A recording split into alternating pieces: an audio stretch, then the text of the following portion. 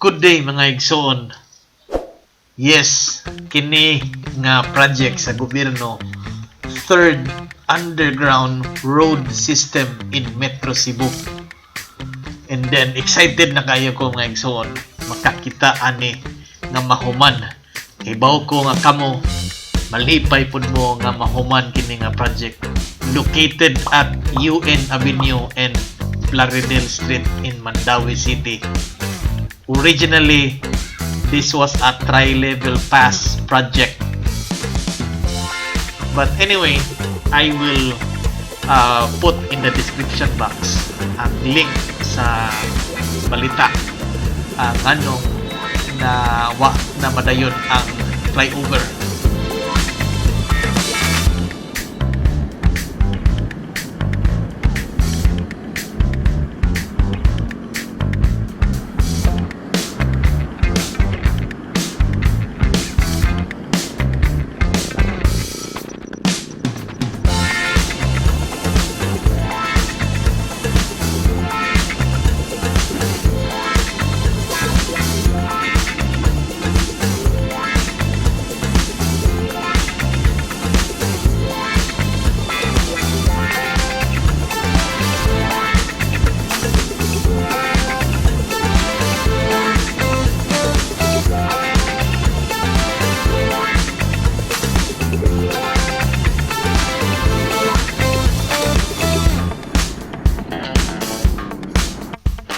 Mga Igsuon, atong suwayan og palupad sa ato ang drone aron makita nato ang ilang trabaho diha.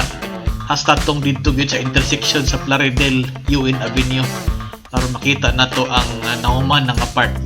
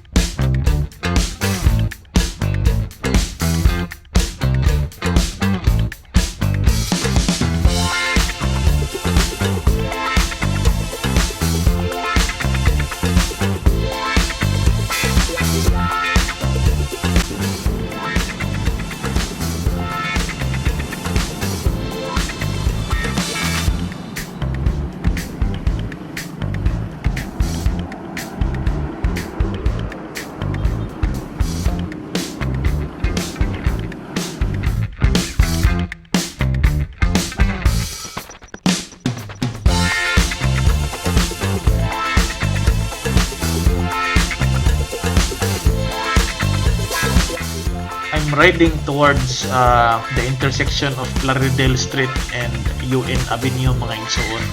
Mangita ko kaparking na dito nakita. Tara!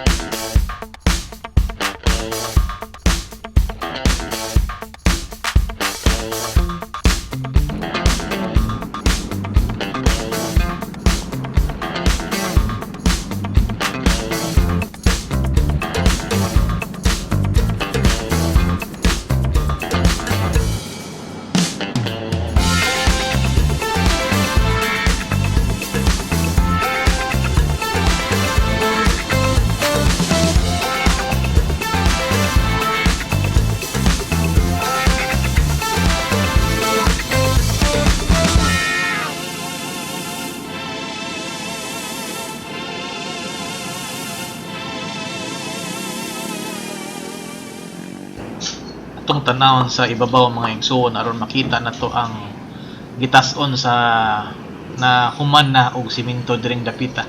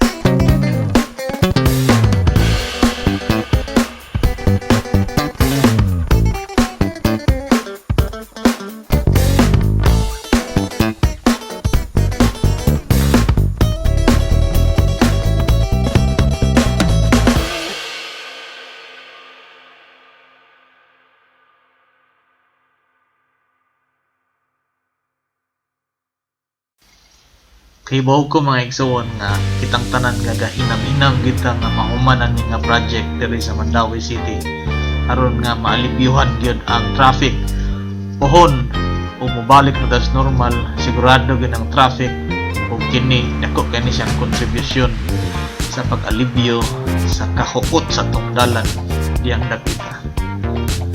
Salamat mga igsuon sa pagkuyog nako karong adlaw ug hinaot sa uban pang wa pa subscribe sa kuang channel. Please click the subscribe button and also hit that notification bell so that you get notified right away when I upload a new video. See you sa sunod nga video mga igsoon. Amping kanunay ug magpabilin tang mahapsay.